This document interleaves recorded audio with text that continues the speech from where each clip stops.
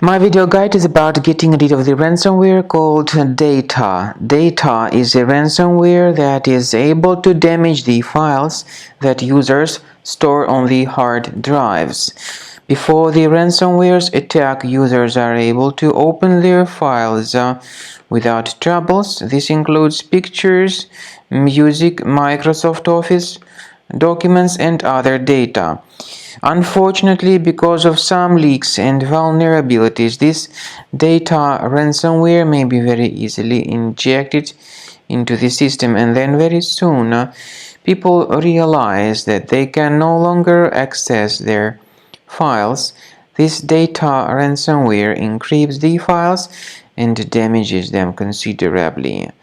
Well, typically the intrusion of this ransomware is the result of some malware enabled on your computer initially. Some computers are vulnerable before the ransomware attacks, and this is why this ransomware called Datah may be very easily injected into the device. So anyway, to summarize, you need to be very careful not to tolerate this ransomware called Datah.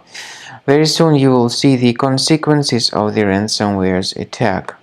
And so now you can see the consequences of the ransomware's attack. The ransomware changes the desktop background, and also it appends the data extension to the file names. It reveals a ransom note called readme warning.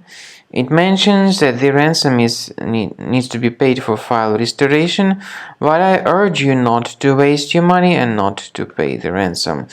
I recommend you to remove this ransomware with Combo Cleaner. So go to the website combocleaner.com, use the green download Combo Cleaner button, install the program, and then start carefully researching the system. So Combo Cleaner is initially in the trial mode, and only quick scan option is available in the trial mode. Click on the start scan button.